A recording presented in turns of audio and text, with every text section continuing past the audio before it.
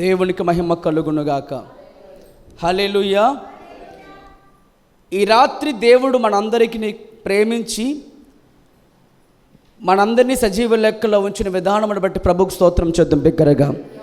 హల్లెలూయా. ఈ రాత్రి దేవుడు మనకు సిద్ధపరిచిన వాక్యము, స్వంత చిత్తమా దేవుని చిత్తమా? చెప్పండి మాట అందరూ ఒకసారి. స్వంత చిత్తమా దేవుని చిత్తమా? దేవుని చిత్తము నెరవేర్చు బిడ్డలుగా మనం ఉంటున్నామా, లేదా మన ఇష్టాన్ని నెరవేర్చుకుంటున్న వారుగా ఉంటున్నామా అన్నదే ఈ రాత్రి దేవుని వాక్య సందేశం. కృపగల దేవుడు మనందరితో కూడా మాట్లాడినట్టుగా మా రెండు చేతి పైకి దేవుని స్తోత్రం చేద్దాం బిగ్గరగా. హల్లెలూయా. బైబిల్ గ్రంథములో నుంచి 2 వచనాలు మీరు చూస్తున్నట్లయితే, ఆదికాండం 11వ అధ్యాయము 4వ వచనాన్ని ఒకసారి చదువుదాం. మరియు వారు మనము భూమి యందంతటా చెదిరిపోకుండా ఒక పట్టణమును ఆకాశమునంటు శిఖరమును గల ఒక గోపురము కట్టుకొని పేరు సంపాదించుకుందుము రండిని మాటలాడుకొనగా.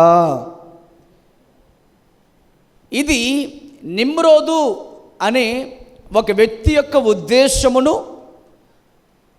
అతని యొక్క దురాశను అనేకులకు తెలియపరిచి, జలప్రళయము చేత దేవుడు ఆనాడు అనేక మందిని ఈ భూమిని తుడిచిపెట్టారు కనుక మనము తప్పనిసరిగా ఏదో పాపం చేస్తాం. కాబట్టి మనము చేసిన పాపాన్ని బట్టి దేవుడికి కోపం వస్తే మళ్ళా తుడిచివేస్తారేమో. కాబట్టి మనమందరము కలిసి ఒక పెద్ద గోపురం కడదామని ఒకని చిత్తమై ఉంది, ఒకని ఆలోచన ఉంది. ఒక మనిషి దురాశతో ఉద్దేశమును కలిగి ఆ ఇష్టాన్ని అనేకులకు తెలియపరిచారు. అందుకనే రండి మనం అందరము కూడా కలిసి ఈ గోపురాన్ని కడదామని మాట్లాడుకున్నారు. మరొక వ్యక్తి మనం చూద్దాం. ఆ వ్యక్తి ఏం చేస్తున్నారంటే, మత్తయి సువార్త 26వ అధ్యాయం 39వ వచనాన్ని మనం ఈ రాత్రి ఆ వచనాన్ని కూడా మన దృష్టిలోనికి తీసుకొచ్చినట్లయితే, మత్తయి సువార్త 26వ అధ్యాయము 39వ వచనం. కొంత దూరము వెళ్ళి సాగిలపడి, నా తండ్రి, సాధ్యమైతే ఈ గిన్నె నా యొద్ద నుండి తొలగిపోనిమ్ము, అయినను నా ఇష్ట ప్రకారము కాదు దేవా, అది నీ చిత్త ప్రకారమే కానిమ్ము అని ప్రార్థించాను. ప్రార్థించిన ఎవరట? ఈయన యేసుక్రీస్తు ప్రభువారు. దేవుని చిత్తము కొరకు కనిపెట్టేవారు దేవుని సన్నిధిలో కనిపెడతారు. స్తోత్రం చెప్పండి బిగ్గరగా. దేవుని చిత్తము కొరకు ఎల్లప్పుడూ కూడా ఆలోచించేవారు, తండ్రి నీ చిత్తమే నా చిత్తము అని జీవించేవారు కంగారుగా ఏ పనిని కూడా ప్రారంభించరు. దేవుని సన్నిధిలో కనిపెడతారు. వారు ఏమాత్రము కూడా వారి సొంత ఆలోచనలు అనేకులపైన రుద్దరు. వాళ్ళు ఈ ఇద్దరు వ్యక్తుల గురించి, ఒకరు సాక్షాత్తం పరమ తండ్రి అయిన దేవుని కుమారుడైన యేసు ప్రభువారు ఒకరైతే, మరొకరు ఎలాంటి పేరు పొందుకున్నారు అంటే దేవుని ఎదుట వేటగాడుగా పేరు పొందాడు. ఆ వ్యక్తి పేరు నిమ్రోదు.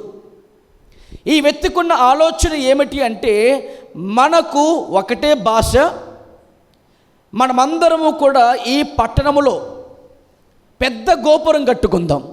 అది ఎంత పెద్ద గోపురం అంటే ఆకాశమును తాకేంత గోపురం అంటండి. ఎంతది? ఆకాశము తాకేంత గోపురం. మనం ఎక్కడికి చెదిరిపోవద్దు. కానీ దేవుని చిత్తం ఏంటి? మీరు ఫలించి అభివృద్ధి పొంది విస్తరించి భూమిని నిండించాలి. ఒకచోట ఉండిపోవడం అనేది దేవుని చిత్తము కాదు. ఇతను దేవుడు మంచి సామర్థ్యం ఇచ్చిన వేటగాడైన అతని గురించి చూడండి. ఆదికాండం 10వ అధ్యాయము 8వ వచనం చదువుదాం. ఆదికాండము 10వ అధ్యాయము 8వ వచనం. కూషు నిమ్రోదుని కనెను, అతడు భూమి మీద పరాక్రమశాలి అయి ఉండుటకు ఆరంభించెను. అతడు యెహోవా ఎదుట పరాక్రమ గల వేటగాడు కాబట్టి యెహోవా ఎదుట పరాక్రమ గల వేటగాడే నిమ్రోదు వలె అను లోకోక్తి కలదు. ఎవరైనట? దేవుని ఎదుట వేటగాడెతను, పరాక్రమశాలి, బలవంతుడు, భూమి మీద బలవంతుడిగా పేరు పొందుకున్నవాడు. దేవుడు అతనికి మంచి సామర్థ్యం ఇచ్చాడు. కానీ అతడు దేనికి ఉపయోగిస్తున్నాడు సామర్థ్యాన్ని? ఒక పెద్ద గోపురం కడదాం, పెద్ద పేరు సంపాదించుదాం. మీరు ఆ వచనాలు చూస్తే ఆదికాండం 11వ అధ్యాయం 3వ వచనం చదువుదాం. అక్కడ మనము ఇటుకలను చేసి బాగుగా కాల్చుదాము రండని ఒకనితో ఒకడు మాట్లాడుకుని, రాళ్లకు ప్రతిగా ఇటుకలను, అడుసులకు ప్రతిగా మట్టికీలను వారి కుండెను.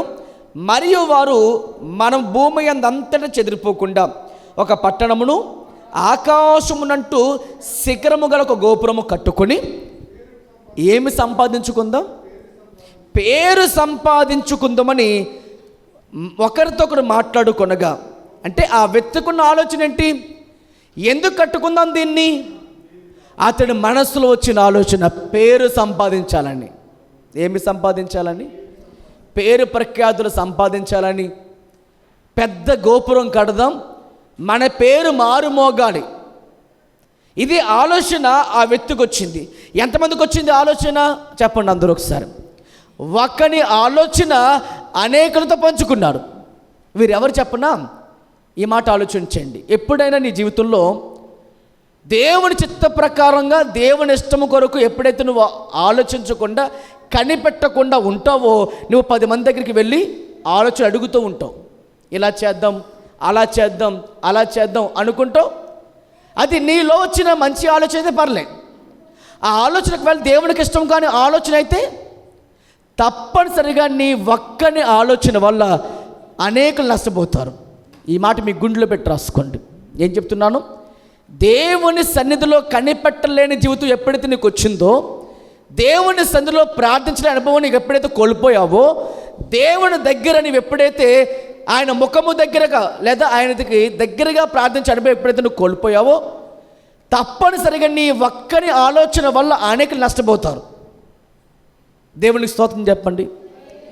ఇక్కడ వచ్చిన ఆలోచన ఎంతమందికి? నిమ్రోదు అనే ఒకని ఆలోచన ఏమిటంటే, మనం ఎక్కడికి చెదిరిపోకుండా ఒక చోట పెద్ద గోపురం కట్టుకుందాం. అది ఎంతగా ఉండాలి? ఆకాశము తాకేంత గోపురం కట్టుకుందాం. దేనికోసం కట్టుకుందాం? పేరు సంపాదించుకోవడం కోసం కట్టుకుందాం.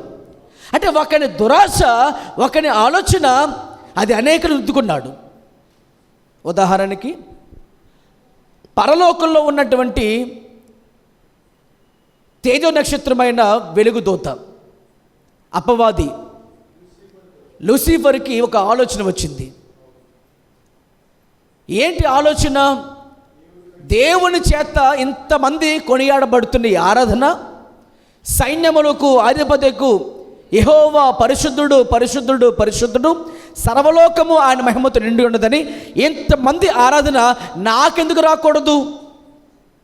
దాన్ని దేవుడితో సమానంగా ఉండాలి, సభాపర్వతం మీద కూర్చుండి ఉండాలి, మహోన్నతుడితో సమానంగా చేసుకునే ఆలోచన ఒకడిగా వచ్చిందా? 100 మందికి వచ్చిందా? ఒక్కడికి వచ్చిన వాడు ఒక్కడి ఆలోచన వల్ల పరలోకంలో 3వ వంతైన దూతలందరూ కూడా కిందకి నేలకు రాలబడ్డారు, త్రోసివేయబడ్డారు. ఎవరి ఆలోచన? ఒక్కడి ఆలోచనే. ఈ రాత్రి మనం కూడా ఆలోచించాల్సిన మాట, ఈ రోజున నీ చిత్తము నెరవేర్చబడుతుందా లేదా దేవుని చిత్తము కొరకు నువ్వు కనిపెడుతున్నావా? దేవునికి స్తోత్రం చెప్పండి బిగ్గరగా. హల్లెలూయా. చూడండి దేవుని బిడ్డలారా, ఆ రోజున లూసిఫర్కి వచ్చిన ఒక్కడి ఆలోచన, వాడి దురాశ చేత అనేకులు నేలమెట్టకు త్రోసివేయబడ్డారు. ఈ రోజున నిమ్రోదుకు వచ్చిన ఆలోచన వాళ్ళు కూడా ఏమి జరిగిందంటే, అసలు ఈ బాబేలు అనే గోపురం కట్టిన వీరికి, బాబేలు అనే పేరుకు అర్థము గలిబిలి, గందరగోళం. ఏం జరిగింది చెప్పండి ఒకసారి. అతను తీసుకున్న ఒక ఆలోచన వల్ల, తన స్వనీతి వల్ల, స్వచిత్తం వల్ల ఏం జరిగిందట? సొంత చిత్తం వల్ల గలిబిలి ఏర్పడింది. అందుకనే వారు అనుకున్నటువంటి ఇదంతా కూడా ఎవరు విన్నారట? పరలోకంలో తండ్రి విన్నారు. చూడండి ఆ మాట, ఆదికాండం 11వ అధ్యాయం 5వ వచనం చదువుకుందాం. యెహోవా నరులు కుమారులు కట్టిన పట్టణమును గోపురమును చూడదిగి వచ్చాను. వారు దాన్ని కట్టుకున్నారు. దాన్ని చూడడానికి ఎవరు వచ్చారు? ఇప్పుడు దేవుడే సాక్షాత్తం చూస్తున్నప్పుడు ఏం జరిగిందట? 6వ వచనం చదువుకుందాం. అప్పుడు యెహోవా, ఇదిగో జనము ఒక్కటే, వారికి అందరికీ భాష కూడా ఒక్కటే, వారు ఈ పని ఆరంభించి ఉన్నారు. ఇక మీదట వారు చెయ్యదలుచుకున్న ఏ పని అయినను చేయకుండా వారికి ఆటంకం ఏమీ ఉండదు. గనుక మనము దిగిపోయి వారిలో ఒకని మాట ఒకనికి తెలియకుండా అక్కడ వారి భాషను తారుమారు చేయుదాము రండని అనుకున్నాను. అలాగే యెహోవా అక్కడ నుండి భూమి అందంతటా వారిని చెదరగొట్టను గనుక వారు పట్టణమును కట్టుట మానిరి, దానికి బాబేలు అని పేరు పెట్టిరి. ఆ మాటకి అర్థమేంటి చదవండి ఒకసారి. తారుమారు చేయబడను. తారుమారు లేదా గలిబిలి లేదా గందరగోళం జరిగింది. చూసారా? దేవుని చిత్త ప్రకారంగా కాకుండా నీ స్వనీతి చేత కట్టుకున్నది ఏదైనా సరే ఏమవుతుందట? అది అంటే మనిషి యొక్క ఆలోచన దురాశ చేత కట్టబడినది కనుక దేవుడు దాని మీద అతని ఆశీర్వాదం ఉంచుందా? లేదు. అప్పుడు ఏమైందట? అక్కడ ఉన్నవంతా కూడా వారు చెదరగొట్టబడ్డారు. దేవుడు అనుకున్న ఆలోచన ఏంటి? మీరు ఫలించాలి, అభివృద్ధి పొందాలి, విస్తరించబడాలి. అంతే తప్ప మీరు ఒకచోట కూడుకుంటారని కాదుగా, ఒకచోట మీరు గోపురం కట్టుకుంటారు, పేరు సంపాదించుకుంటారని కాదుగా మమ్మల్ని నేను సృష్టించుకున్నది. ఆలోచన ఎప్పుడైతే వ్యతిరేకించబడిందో దేవుడు వారికి ఏం చేశారట? తారుమారు చేశారు. వారి భాషలే కాదు, వారి జనాంగం ఇప్పుడు ప్రపంచవ్యాప్తంగా ఎన్ని భాషలు రావడం గల కారణం ఏంటి? ఒకరు తమిళ్ మాట్లాడతారు, ఒకరు తెలుగు మాట్లాడతారు, ఒకరు హిందీ మాట్లాడతారు, ఒకరు కన్నడ మాట్లాడతారు, మరొకరు మరాఠీ మాట్లాడతారు. ఇన్ని భాషలు వచ్చినాయి. కారణం ఆదికాండం 11వ అధ్యాయంలో జరిగినటువంటి సంఘటన. ప్రభుకి మహిమ కలుగునుగాక. అలాగని చెదరగొట్టబడిన వారందరూ ఏమయ్యారు? ఇప్పుడు అనేక భాషలు మాట్లాడుతున్నారు. కొన్ని వందల భాషలు ఉన్నాయి ఇప్పుడు ప్రపంచంలో, కొన్ని వందల భాషలు ఉన్నాయి. అన్ని భాషలు మాట్లాడి రావడం గల ముఖ్యమైన కారణం ఏంటి? దేవుడు వారిని ఒక చోట కాకుండా అందరినీ చెదరగొట్టుకున్నారు. ఎందుకు చెదరగొట్టారు? వారు ఫలించాలని, వారు అభివృద్ధి పొందాలని, వారు విస్తరించాలని, దేవుని చిత్త ప్రకారంగా వారు జీవించడానికి దేవుడు ఆ విధంగా వారిని పంపించారు. స్తోత్రం చెప్పండి బిగ్గరగా. అంటే ఒకరిని దురాశ వల్ల, ఒకరిని ఆలోచన వల్ల అనేకులకి ఏమైంది? ఇప్పుడు మామూలుగా బైబిల్ ప్రకారంగా చూస్తే నష్టము జరుగుతుందా, లాభం జరుగుతుందా? నష్టమే. ఉదాహరణకి ఇప్పుడు ఒక వ్యక్తి ఆలోచన వల్ల, ఆనాడు లూసిఫర్ అనే సాతానుడు వల్ల అనేక దూతలమే కిందకు నేలమట్టకు త్రోసివ్వబడ్డారు. ఇప్పుడు ఈ నిమ్రదు వల్ల ఏమైంది? ఒకని ఆలోచన వల్ల అనేకులు చెదరగొట్టబడ్డారు. ఇప్పుడు దేవుని చిత్తమే నా చిత్తము అని జీవించిన యేసుక్రీస్తు ప్రభువారు అనేకులను బ్రతికించుకున్నాడు. నష్టం జరగలేదు. నష్టము జరిగే అవకాశం వచ్చిన సమయంలో నేనే ఆ యేసుని చెప్పి అనేకులు రక్షించాలి. స్తోత్రం చెప్పండి బిగ్గరగా. ఆ మాట మనం చూద్దాం. మత్తయి సువార్త 26వ అధ్యాయం 39వ వచనాన్ని మనం జాగ్రత్తగా కనుక ఆలోచన చేస్తే, మత్తయి సువార్త 26వ అధ్యాయము 39వ వచనంలో యేసుక్రీస్తు ప్రభువారి శిలువ మరణమునకు అప్పగించబడే ముందు రాత్రి యేసు ప్రభువారు పేతురు, యోహాను, యాకోబులను ఆ గెత్సెమనే తోటలోనికి తీసుకువెళ్ళారు. అయితే వారందరూ కూడా, శిష్యులందరూ కూడా చాలా వరకు నిద్రపోయి ఉన్నారు. 3 సార్లు వారి దగ్గరికి వెళ్ళి రండి ప్రార్థన చేద్దామని చెప్పినా, రాతి మీద దూరం వారి దగ్గరికి వెళ్ళి చెప్పినా కూడా వారు ఏమాత్రం కూడా ఆలోచించకపోతారు. వారు నిద్రపోతున్న సమయంలో యేసుక్రీస్తు ప్రభువారు ఒంటరిగానే వెళ్ళి దేవుని దగ్గర కనిపెడుతున్నారు. ఏ విషయం కొరకు? చూడండి ఆ మాట. మత్తయి సువార్త 26వ అధ్యాయము 39వ వచనం చదువుదాం. కొంత దూరము వెళ్ళి సాగిలపడి, నా తండ్రి, సాధ్యమైతే ఈ గిన్నె నా యొద్ద నుండి తొలగిపోనిమ్ము, అయినను నా ఇష్ట ప్రకారము కాదు, నీ చిత్త ప్రకారమే కానము. ఏమిటా గిన్నె? దేవుని చేత ఎడబాటు రాబోతుంది యేసుప్రభు వారికి. సిలువలో నా తండ్రి నీ వేళ నా చెయ్యిని విడిచిపెట్టావు. ఆ గిన్నె ఆయన పొందబోతున్న బాప్తిస్మం. అది ఎవరు తాగలేరు.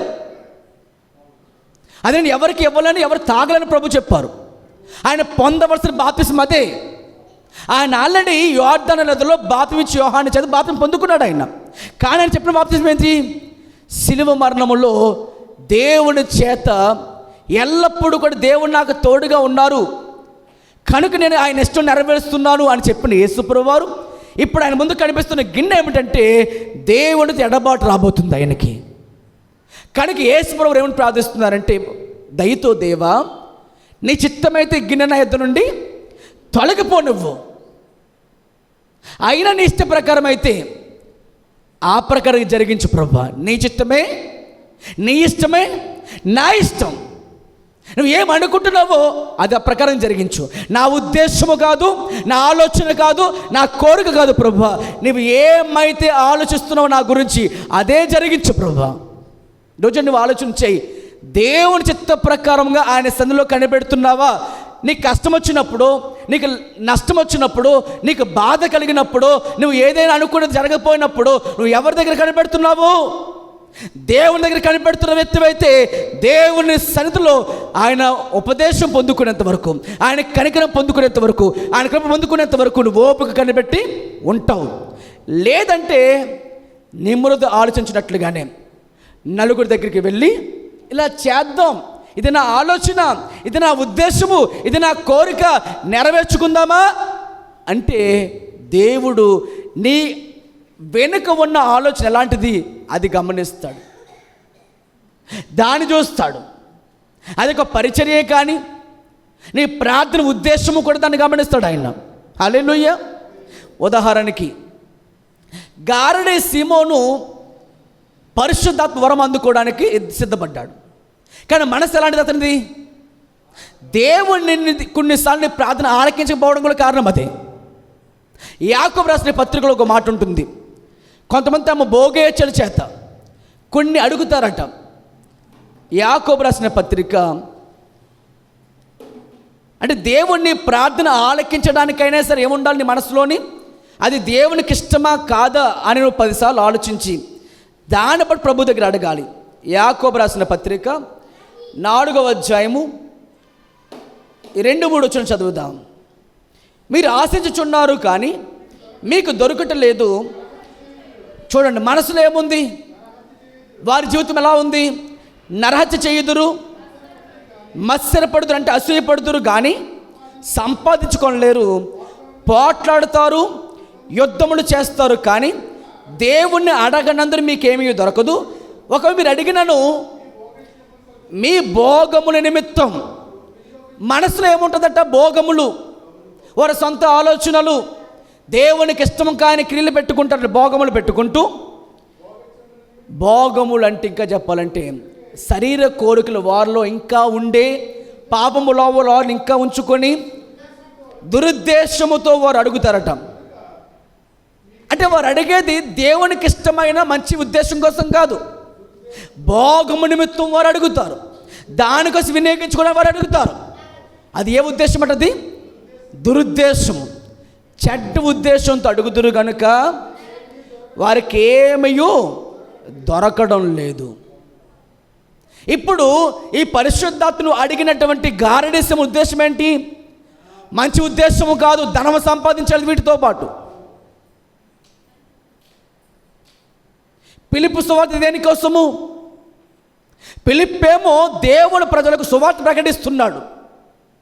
ఆ కాలమందు అపోస్తుల 8వ అధ్యాయంలో స్టెఫను చనిపోయిన కారణంగా, స్టెఫను హతసాక్షిగా చేయబడిన కారణంగా ప్రజలందరూ ఏమైపోయారట? ఆ కాలంలో చెదరగొట్టబడ్డారు. అప్పుడు క్రమం ఉండేది, ఒక క్రమము. ఏమిటా క్రమము? భోజనాలు వడ్డించడానికి 7 ఏర్పరచబడ్డారు. ఎంతమంది? 7. ఈ 7 ఏం చేయాలి? భోజనం పంచిపెట్టాలి, భోజనం వడ్డించాలి. దేవుడు స్టెఫన్ను ఏ విధంగా దీవించారంటే భోజనం పంచిపెట్టే స్థాయిలో నుంచి దేవుని సువార్త ప్రకటించే స్థాయికి దేవుడు తీసుకొచ్చారు. స్వాతం చెప్పండి బిగ్గరగా. అంత స్థాయికి తీసుకెళ్లారు ఆయన. దాని వెనక ప్రయాస చాలా గొప్పది ఆ స్టెఫన్ గారిది. ఈ భోజనం పండించబెట్టే నా పని నాకెందుకు అనుకున్నాడా? చీపుగా చూడలే. కొంతమందికి మందిరం తొడవమానగా చీపు, కానీ హైదరాబాద్ వెళ్ళి మాత్రం ఏం తుడుస్తారు అని చేస్తారు. దేవుని పరిచర్య చిన్నదో పెద్దదో అది కాదు. చప్పట్లు కొట్టడం కూడా దేవుడి పరిచర్యే. బరక వేయడం దేవుడి పరిచర్యే. కానీ ఉద్దేశం ఎలా ఉండాలి? అస్తమానం నేనేం చేస్తున్నాను, ఇంకెవరు చేయరా అని మూడుకున్నావనుకో, అది ఏముండదు, నీకు ఆశీర్వాదంగా ఉండదు. నువ్వు చేసే ఉద్దేశం బాగుండాలి నీ హృదయంలో. అది చిన్న పని అయినా సరే మనస్ఫూర్తిగా చేయగలిగితే అది నీ గొప్ప ఆశీర్వాదం దేవుడు మార్చుండుగాక. అలా కాకుండా మూడుకుంటూ నాకే పట్టింది ఇదంతా అని, ఇది ఇంట్లో పనిలాగా. ఇంట్లో పని మూడు చేసుకున్నా కానీ అది వేరే విషయం. దేవుని పనిలో అది నీకు నిజంగా దేవునిపై ప్రేమ ఉంటూ ఎంతైనా తెగిస్తావు నువ్వు, ప్రాణం పోయినా పర్లేదు. ఆమేన్, హల్లెలూయా. స్టెఫన్ జీవితంలో భోజనం పంచిపెట్టేవాడు. నా జీవితంలో నా భోజనం పంచిపెట్టడం నాకు సువార్త ఎందుకని ఆడిగిపోలే. అతను మాట్లాడుతుంటే ఏమైందట, దేవదూత రూపంగా మారిపోయిందట అతని ముఖము కూడా. ఎందుకని? దేవుని సమయం గడిపే అతను ప్రకాశమానంగా మారుతున్నాడంటే దేవుని దగ్గర సమయం గడిపే అవకాశం అతనికి ఉంది. దేవుని దగ్గర సమయం గడుపుతాడు అతను. ఆ భోజనం పంచిపెట్టేవారు మామూలు కాదట, పరిశుద్ధాత్మ నింపబడిన వారు, వాళ్ళు అభిషేకం పొందిన వారు, వారి కోసం ప్రత్యేకించుకుని పరిశుద్ధాత్మ ప్రత్యేకించుకున్న వారిని వారిపై చేయవచ్చు ప్రార్థన చేస్తే అభిషేకం పొందుకునేవారు వాళ్ళు, కనిపెట్టిన వారు వాళ్ళు. మరి గారడి సమయం కనిపెడుతున్నాడా? కనిపెట్టలేదు, కానీ అడుగుతున్నాడు వెళ్ళి, డబ్బులు ఇస్తా, నాకేం కావాలి, వరం కావాలి, ఇస్తావా? ఇది ఎవరి చిత్తం? కనిపెట్టిన వారే దేవుని ఆశీర్వాదం పొందుకుంటారు. కనిపెట్టలేని వారు ఎవరేం చేయలేరు, పొందలేరు. అది ఎలా ఉంటుందంటే, విత్తనం పట్టుకొని మీ చేతికిస్తే ఏమవుతుంది? విత్తనంగానే ఉంటుంది, మొలకైపోద్దా? మనం ఏం చేయాలి? నీకు ఇవ్వబడిన ఆశీర్వాదం, నీకు ఇవ్వబడిన తలంతు నువ్వేం చేసుకోవాలి? ఆంధ్రం ఉన్న దాన్ని నువ్వు ఫలింపలాగన సహాయం పడాలి. నువ్వు ఎంతో కష్టపడాలి, ప్రయాసపడకుండా వచ్చినప్పుడు ఏదైనా ఏమవుతుంది? ఇచ్చిన విత్తనము ఇంకోటి చేతిలో పడితే ఏమవుతుంది? అది విత్తనంగానే ఉంటుంది. నువ్వు దానికి ఏం చేయాలి? దేవునికి ఇచ్చిన తలాంతుని విత్తనం కూడా ఏం చేసుకోవాలి? నువ్వు ఆనందము దీనికోసం నువ్వు ప్రయాసపడాలి, దాన్ని నాటుకోవాలి, నీళ్ళు పోయాలి, అది ఎండ వచ్చే చోట పెట్టాలి దాన్ని, అప్పటిది మొడకెత్తుతుంది. నువ్వు రేయింపక దానికోసం కష్టపడాల్సిందే. లేదంటే అది ఎలాగుంటుందంటే, గారడి సింహోని జీవితంలో కూడా ఏ ప్రయాస లేదు, ఉత్తనే ఊరికి నాకు ఏం కావాలి, ఇప్పుడు వరం కావాలి. అందరూ చేయనెత్తి ప్రార్థిస్తున్నారు, పేతురు ప్రార్థిస్తున్నారు, యోహాను ప్రార్థిస్తున్నారు, పిలుపు ప్రార్థన చేస్తున్నారు. ఏమో అందుకున్న అందరూ కూడా పరిశుద్ధాత్మ వరం పొందుకు, మరి నాకు ఇప్పుడు ఏం కావాలి? ఆ రీతికి వచ్చేసాడు. దాంతో డబ్బులు సంపాదించుకోవాలి, ఇంకా పేరు సంపాదించాలి అని నిమ్మరతికి వచ్చిన ఆలోచన ఏంటి? పేరు సంపాదించడం కోసము ఈ గోపురం కట్టాలి. గమనించండి దేవుని బిడ్డలారా, ఎప్పటికైనా సరే దేవునికి మహిమ రావాలి అనే ఆలోచన నీకు ఎప్పుడు ఎక్కడున్నా కానీ, అది పని అయినా మరి ఏదైనా సరే దేవుడు దాన్ని బ్లెస్ చేస్తాడు, దీవిస్తాడు, ఆశీర్వాదంగా మారుస్తాడు. నీ పేరు కోసము, నీ పలుకుబడి కోసం ఎప్పుడైనా సరే నువ్వు ప్రాకులాడవా, అది నేల మటుకు ఇంకా ఇంకా దిగజారిపోతుంది. ఈ మాట గుర్తుపెట్టుకోండి. ఒక ఉద్యోగం సంపాదించినావా, అది దేవునికి చెప్పాలి. నువ్వు దేవుడి మహిమ కోసం దాన్ని ప్రాకులాడాలి, దానికో పరితపించాలి. అలా కాకుండా నీకు పేరు కోసం అని నువ్వేమో మనసులో వచ్చిందా నీకు, అది చాలా ప్రమాదం. మాకు కాదు యెహోవా, మాకు కాదు, కృపా సత్యమును బట్టి మహిమ ఘనత ప్రభావములు నీకు మాత్రమే చెందునుగాక. నువ్వు భోజనం చేస్తున్న, పానం చేస్తున్న దేవుని మహిమ కొరకే చెయ్యాలి. ప్రభుకు స్తోత్రం చెప్పండి బిగ్గరగా, హల్లెలూయా. యేసుక్రీస్తు ప్రభువారు ఎప్పుడైతే గెత్సెమనే తోటలో దేవాన్ని ఇష్ట ప్రకారంగా ఈ గిన్నె తొలగించు, లేదంటే ఉంచే, నీ ఇష్టమే, నువ్వు నా చెయ్యి విడిచిపెట్టాలన్న ఆశ నాకైతే లేదు, కానీ నీ చిత్తం మీద జరిగించు ప్రభువా, నీ ఇష్టమే జరిగించు అని ఎప్పుడైతే యేసుక్రీస్తు ప్రభువారు మనస్సులో ప్రార్థిస్తూ అలాగనే సమయం గడుపుతుంటే ఆ సమయం ఆసన్నమైంది. ఏ సమయము? యేసుక్రీస్తు ప్రభు సిలువ వేసే సమయం ఆసన్నమైంది. ఆ రాత్రి బంట్రోతులు, సైనికులు అందరూ ఎక్కడికి వచ్చారు? ఇప్పుడు ఆ తోటలకు పరిగెత్తుకొచ్చారు. సైనికులందరూ కూడా ఆ పక్కకు వచ్చినప్పుడు, ఆ తోటలోకి వచ్చినప్పుడు ఇస్కరియోతు యూదా వెళ్ళి యేసుక్రీస్తు ప్రభువారు ఎవరో చెప్పడం కోసం గుర్తుగా బొగ్గ మీద ముద్దు పెట్టడానికి వెళ్ళాడు. చెలికాడ,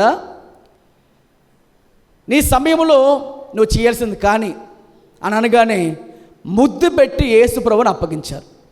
అప్పటి వరకు వెతుకుతున్న వారందరూ కూడా ఎవరు ఎక్కడున్న యేసు ప్రభు అని చెప్పగానే అందరూ ఒకే రకంగా కనిపిస్తున్నారు. అప్పుడు యేసు ప్రభు ఏం చేశారు చెప్పండి? మీరు వెతుకుతున్న యేసును నేనే అని ఎప్పుడైతే యేసు ప్రభు ఆ మాట పలుకగానే వారు నేల మట్టుకు పడిపోయారు.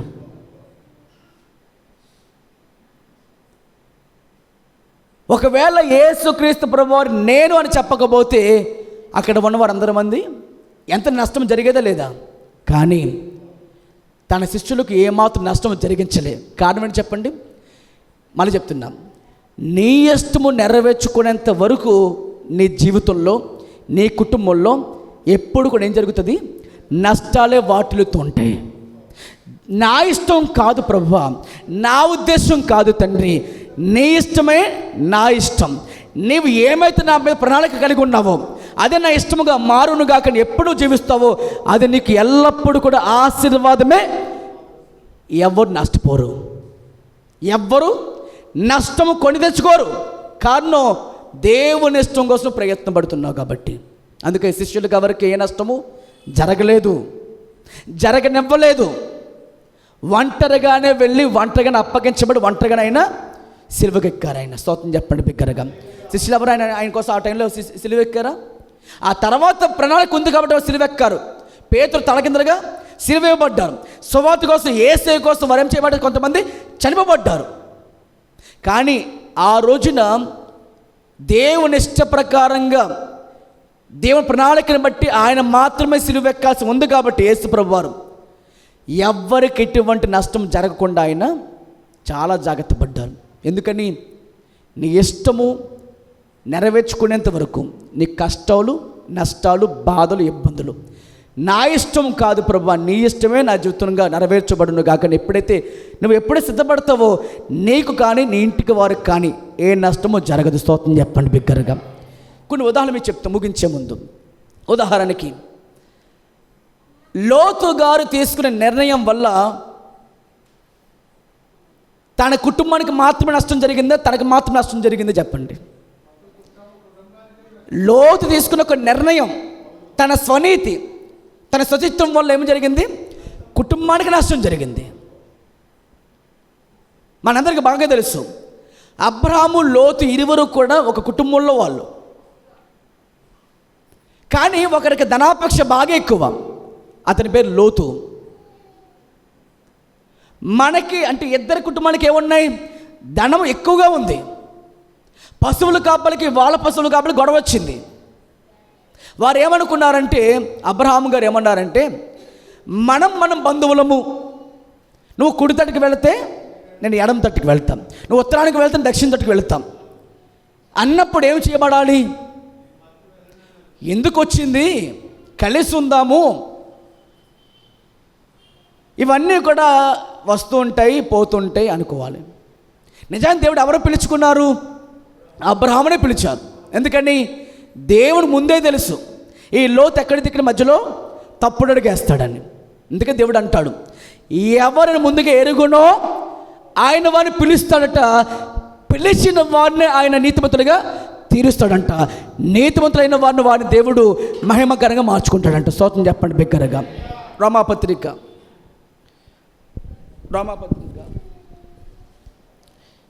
8వ అధ్యాయం, రోమాపత్రిక 8వ అధ్యాయము 29-30 చదవండి. ఎందుకనగా తన కుమారుడు అనేక సహోదరులు జ్యేష్ఠుడగినట్లు దేవుడు ఎవరిని ముందుగా ఎరుగును, వారు తన కుమారునితో సారూప్యం గలవారు ఒకటకు వారిని ముందుగా నిర్ణయించను.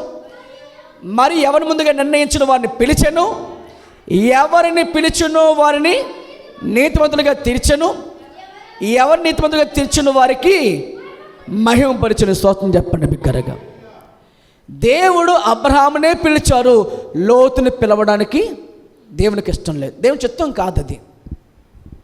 ఎందుకని?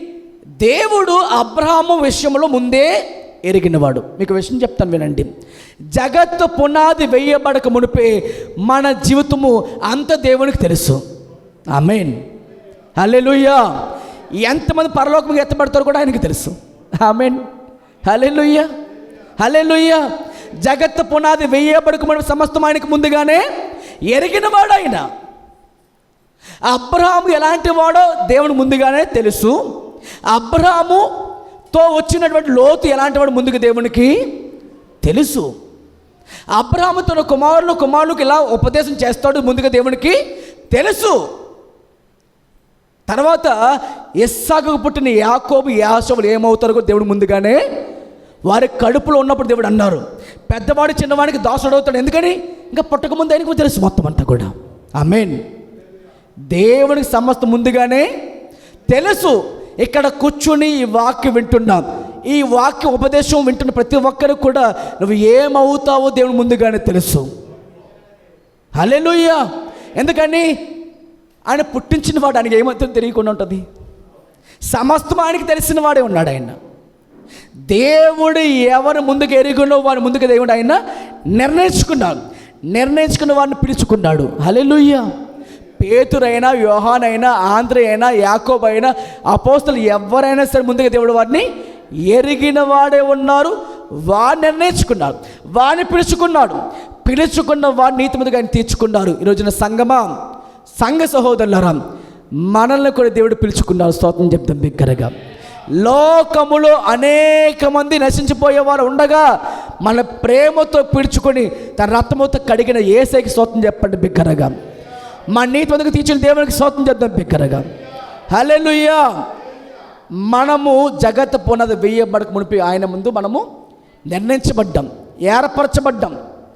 ఏర్పరచబడిన వారముగా సంఘములోకి వచ్చాం. ఇంకా అనేకులు వస్తారు. అనేక సంఘాల్లో ప్రభువు నందు విశ్వాసం ఉంచుకుని వస్తారు. ఎందుకంటే ప్రభు వాగ్దానం ఉంది, దేవుడు ఎవరిని ఎరిగే ఉన్నారో. ఉదాహరణకి మనల్ని ఎవరైనా, నాకు పలానా ఊరిలో ఒక ఆఫీసర్ తెలుసు అంటేనే ఎంతో ముచ్చటపడతాం. అలాంటిది సాక్షాత్తు దేవుడికే మనం తెలుసంట. హల్లెలూయా చెప్పండి బిగ్గరగా. దేవుడికి మనం తెలుసంట. అంటే ఆయన కన్నులు నీతిమంతుల మీదను, ఆయన చెవులు ఎవరైతే ఆయన ఉపదేశము కొరకు ఆయన ఎంత యథార్థంగా జీవిస్తున్నారో వారి వైపు ఉంటాయంటే స్తోత్రం చెప్పండి బిగ్గరగా. దేవుడు వారిని ఎరిగి ఉన్నాడు. ఆయన ఎరిగిన వాడిని నిర్ణయించుకుంటున్నాడు. ఆయన నిర్ణయించబడిన వాడిని నీతి ముందుగా తీర్చుకుంటున్నాడు. ఆయన వాడిని పిలుచుకుంటున్నాడు. ఆయన వారిని మహిమపరుస్తున్నారంట. స్తోత్రం చెప్పండి బిగ్గరగా. కాబట్టి అక్కడ అబ్రహాము జీవితంలో ఎందుకు దేవుడు అబ్రహాం పిలుచుకున్నారు? ఎందుకు లోతుని ఆయన పిలవలేదు? పిలవకపోయినా ఆయన అబ్రహాం గారితో పాటు వెళ్ళారు. అందుకే ఆశీర్వాదం వచ్చింది. అయితే కరెక్ట్ సమయంలో కొన్ని పరీక్షలు ఎదురవుతుంటాయి. ఎలాంటి పరీక్షలు అంటే, నీవు ఆశీర్వాదం పొందుకున్న తర్వాత దేవుడు కొన్నిసార్లు పరీక్ష పెడతారు. ఆ పరీక్షలో నువ్వు దేవుడి చిత్తంపై ఆధారపడతావా, నీ ఇష్టంపై ఆధారపడతావా అనే పరీక్ష దేవుడు ఎప్పుడు కూడా గమనిస్తుంటాడు. హల్లెలూయా చెప్పండి బిగ్గరగా.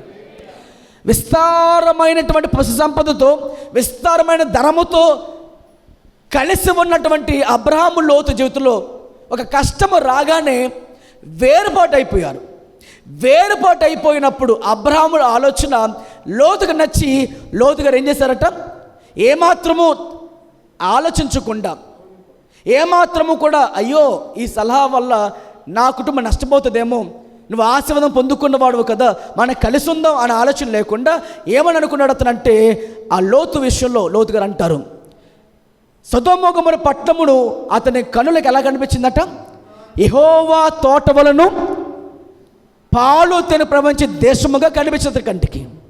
కానీ అతని కంటికి అలా కనిపించింది, కానీ దేవుని కళ్ళకి ఎలా కనిపిస్తుంది? అది మహాభయంకరమైన పాపముతో నిండిపోయిన ప్రాంతం. అది స్వలింగ సంపర్కంలో ఉన్నారు. ఆ పాపం ఎంతో భారముగా ఉంది. కొన్ని సంవత్సరాలకి ఆ ప్రాంతం అంతా కూడా పూర్తిగా అగ్ని గంధకముల చేత పూర్తిగా నాశనం చేయబడిపోతున్న ప్రాంతం అది. కానీ ఆ ప్రాంతము కోరుకున్నటువంటి లోతు తన తీసుకున్న ఒక నిర్ణయం చేత, ఒక దురాశ చేత ఏమైపోయింది? తన కుటుంబం అంతా కూడా నష్టమైంది. కానీ అబ్రహాముగా తీసుకున్న ఒకే ఒక నిర్ణయం, దేవా ఈ రాళ్ళు రప్పలన్నీ నా వంతు ఉన్నాయి. దేవుడు అక్కడ అబ్రహాం విడిచిపోయిన తర్వాత చూడండి ఆ మాట ఎంత బాగుంటుందో. ఆదికాండం 13వ అధ్యాయం, ఆదికాండం 13వ అధ్యాయము 14 వచ్చిన చదువుతాం. 14 వచ్చినాం. లోతు అబ్రహామును విడిచిపోయిన తర్వాత యెహోవా, ఇదిగో నీ కనులెత్తి నీ ఉన్న చోటు నుండి ఉత్తరం వైపు, దక్షిణము తట్టు, తూర్పు తట్టు, పడమ తట్టు చూడుము. ఎందుకనగా నువ్వు చూస్తున్న ఈ దేశం అంతటికి నీకును నీ సంతానములకు సదాకాలం ఇస్తున్నాను. స్తోత్రం చెప్పండి బిగ్గరగా. నా ఇష్టము నాది అనుకున్న లోతుకు భయంకరమైన పాపం చేస్తున్న దేశం దొరికింది అతనికి, ఆ పట్టణం దొరికింది అతనికి. నా ఇష్టము కాదు ప్రభువా, నీ ఇష్టమే నా ఇష్టము. ఆయన పిలుపుకు లోపడి విశ్వాసంతో కనిపెట్టకుండా కూర్చున్న అబ్రహాంకి ఏం దొరికిందంటే, లోతు విడిచిపోయిన తర్వాత యెహోవా అబ్రహామును మళ్ళా కలుసుకున్నాడు. స్తోత్రం చెప్పండి బిగ్గరగా. నీ జీవితంలో కొన్ని ధనాపేక్ష కలిగిన వారు పోతేనే నువ్వు ఆస్వాదించబడతావు. నీ జీవితంలో శరీరానుసారమైన మనసు కలిగిన వారు పోతేనే నువ్వు ఆస్వాదం పొందుకుంటావు. ఉదాహరణకి ఇస్మాయిల్ వెళ్ళిపోతేనే ఇస్సాకు దీవించబడతాడు. హల్లెలూయా. ఇస్మాయిల్ ఎవరు? శరీరానుసారమైన మనుష్యుడు. ఇస్సాకు ఎవరు? ఆత్మ సంబంధి. రోమాపత్రికలో పౌలు గారు అంటారు, ఈ ఆత్మ సంబంధమైన మనిషికి శరీర సంబంధ మనసుకి ఎప్పుడేమొస్తుందంట? విరోధము. ఆత్మకు శరీరంలోకి ఎల్లప్పుడూ విరోధమే అని మాట్లాడతారు అక్కడ. ఎప్పుడైతే శరీర సంబంధమైన వాడు బయటికి వెళ్ళగొట్టబడతాడో నీ ఆత్మ జీవం పొందుకుంటుంది. స్తోత్రం చెప్పండి బిగ్గరగా. ఈ లోతు ఎప్పుడైతే విడిచి వెళ్ళిపోయాడో దేవుడు అబ్రహామును చెబుతున్న మాట, లోతు తన కళ్ళెత్తి చూస్తున్న పట్టణము ఎంతో మంచిగా కనిపించింది, కానీ పాపంతో కూడి ఉన్నది. కానీ దేవుడు అబ్రహాముతో అన్నారు, అబ్రహామా నీవు కళ్ళెత్తి చూడు, అదంతా ప్రాంతం అంతా చూడు ఒకసారి, ఇదంతా నీకు ఇస్తున్నాను నేను. దేవుని ఇష్టము కోసం కనిపెట్టిన వారికేమో దేవుడే మాట్లాడుతున్నాడు. స్తోత్రం చెప్పండి బిగ్గరగా. నా ఇష్టమని కనిపెట్టుకున్న వారితో ఆ పక్క వాళ్ళు మాట్లాడతారు. వాళ్ళ సలహాలు వీళ్ళ సలహాలు బాగుంటాయి, కానీ పూర్తి నష్టము తెచ్చుకుంటున్నారు. తర్వాత చూడండి, మీకు చూస్తూ ఉంటే బైబిల్లో రాహాబు ఆకాను, ఇది చెప్పండి మాట అందరూ ఒకసారి. రాహాబు ఆకాను. రాహాబు వేశ్య, మంచి మనిషి కాదు ఆమె. పొట్టగూటు కోసము తన శరీరాన్ని పూర్తిగా అమ్ముకుంటున్న స్త్రీ ఆమె. కానీ ఎరుకో పట్టణం నివసిస్తుంది. దేవుని మాటలు వింటుంది ఆమె, విన్నది చాలాసార్లు. ఆమె గుండెలు కరిగిపోయినాయి. ఒకానొక సమయంలో ఆ ఎరుకో పట్టణము కూడా స్వాధీనపరుచుకునే వారు వస్తున్నారని తెలుసుకున్న తర్వాత ఒకటే తీర్మానం చేసుకుంది. ఆ రాత్రి వచ్చినటువంటి ఆ వేగుల వారు, యెహోషువ పంపించినటువంటి వారు వచ్చినప్పుడు వారు ఏం చేశారట? మన బైబిల్ గ్రంథంలో చూస్తే యెహోషువ గ్రంథం చూడండి అందరూ ఒకసారి, ముగించేసుకుందాం. అందరూ తెరవండి బైబిల్ గ్రంథంలో. యెహోషువ గ్రంథము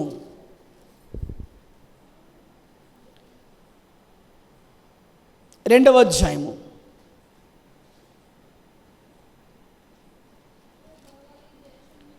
10వ వచనం చదువుదాం. మీరు ఐగుప్తు దేశంలో నుండి వచ్చినప్పుడు మీ ఎదుట యెహోవా ఎర్ర సముద్రం నీరును ఎలాగూ ఆరిపోజేస్తునో యొర్దాను తీరమున ఉన్న అమోరీయులు ఇద్దరు రాజులైన సీహోరును ఓగునకును మీరేమి చేసిద్దరో అనగా మీరు వారిని ఎలాగ నిర్మూలన చేసిద్దరో ఆ సంగతి మేము వింటిమి. మేము విన్నప్పుడు మా గుండెలో కరిగిపోయాను. మీ దేవుడిని యెహోవా పైన ఆకాశమందును కింద భూమి అందును దేవుడే. మీ ఎదుటి ఎట్టి మనుషులకైనాను ధైర్యం ఏమాత్రము ఉండదు. హల్లెలూయా. ఎప్పుడైతే ఈ వేశ్య అయినటువంటి ఈమె దేవుని గురించి విన్నదో అప్పటి నుండి పాపమునికి ఆమె చోటు ఇవ్వకుండా జీవిస్తున్నాడు. స్తోత్రం చెప్పండి బిగ్గరగా. హల్లెలూయా. ఆమె వాగ్దానం నమ్ముతుంది.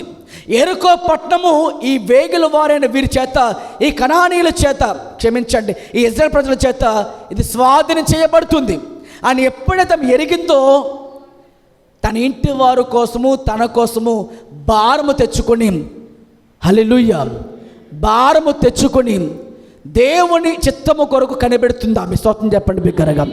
అప్పుడు ఆమె ఏమడిగిందట, అయ్యా మీరు ఎలాగో నేను ఉపకారం చేస్తాను, నేను మేము దాచిపెట్టాను కదా, ఈ రాజులకు మేము చేతికి చెక్కకుండా మమ్మల్ని చంపకుండా మిమ్మల్ని కాపాడాను కనుక దయచేసి నా ఇంటి వారి రక్షణ కోసం నాకు ఏదైనా ఒక మాదిరి చూపించండి అని అడిగినప్పుడు వారు వెళుతూ ఒకటి చెప్పారు.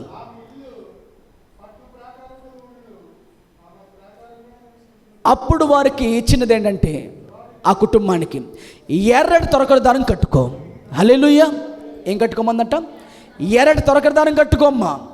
అలా కట్టుకుండగా మరలా యుద్ధంకి వచ్చిన సమయంలో ఆ ఎర్రటి తొరకల దారం చూసినటువంటి సమయంలో ఆ ఇల్లు కాపాడబడింది. ఇప్పుడు ఆ ఇంట్లోకి ఎవరు వచ్చారట?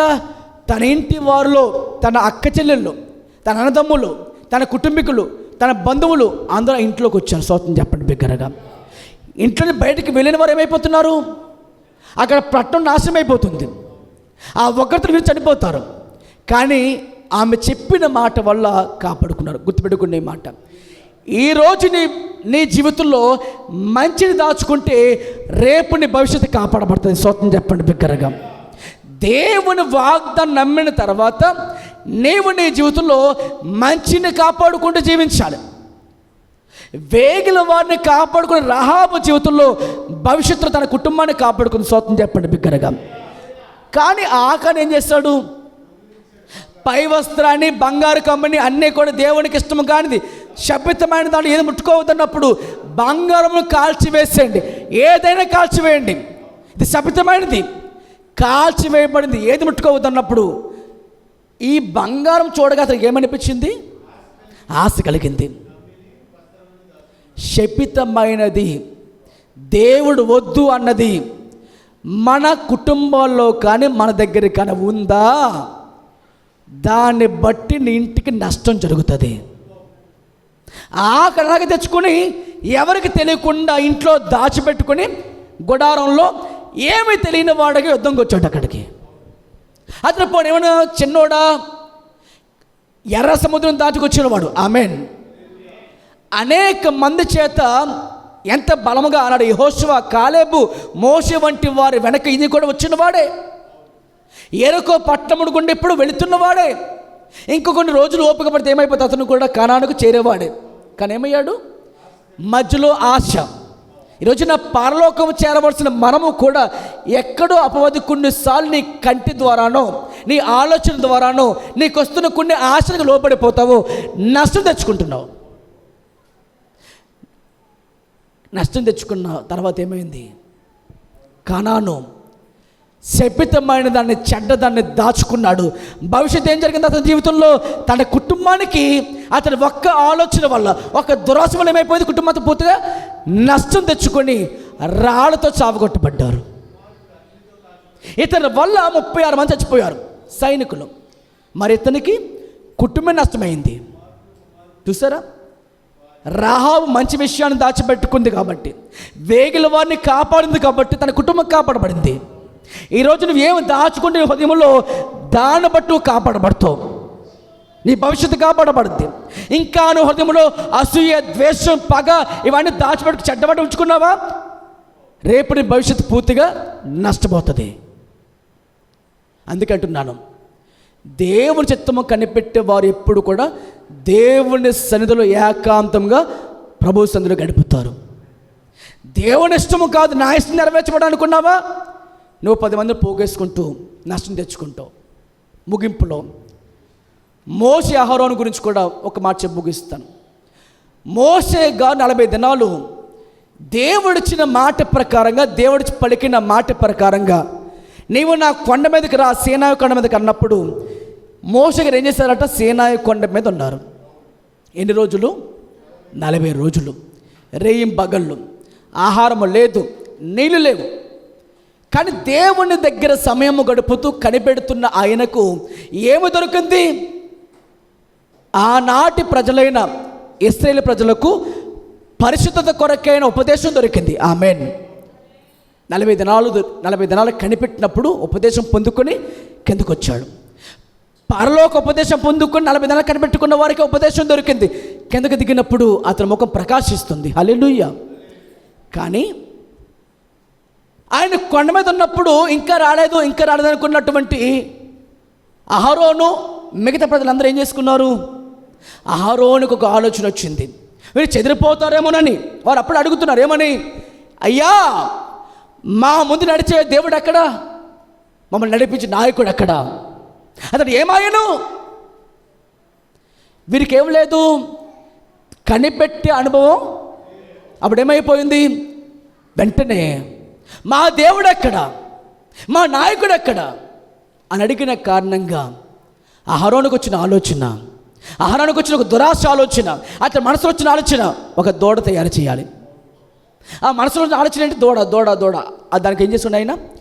అందరి దగ్గర బంగారం అడిగాడు. ప్రతి ఒక్కరు చెవుల దగ్గర నుంచి, ముక్కుల నుంచి అని తీసి ఏమిచ్చారట? వారి చెవిపోగులు తీసుకొచ్చి బంగారం ఇస్తే దాన్ని అతడు ఒక దూడగా, పాత పోసిన దూడగా దాన్ని తయారు చేశాడు.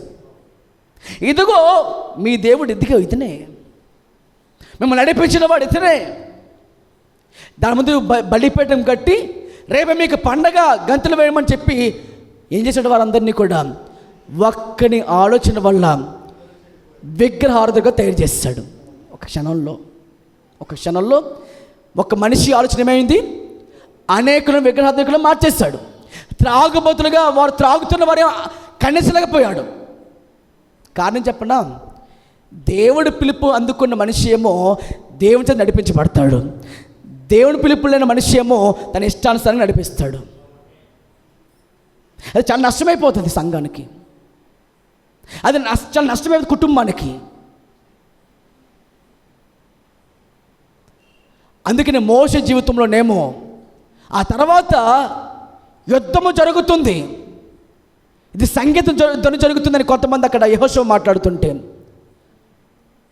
ఆ కింద జరుగుతున్న దాన్ని బట్టి దేవుడు మోషేని పంపించి, చూడు కింద జరుగుతున్నటువంతా కూడా వీరు ఎలాంటి వారు అని చెప్పేసని నాకు ముందే తెలుసు, వీరిని పూర్తిగా చంపేస్తారన్నప్పుడు మోషే మళ్ళీ వారి కోసం అడ్డుపడుతున్నాడు. ప్రభువా, ఒకవేళ వీరిని కానీ చనిపేస్తే, సంహరిస్తే నా పేరుని జీవగ్రంథంలో తుడిచిపెట్టే, మళ్ళీ వాటి కోసం అడ్డుపడుతున్నాడు.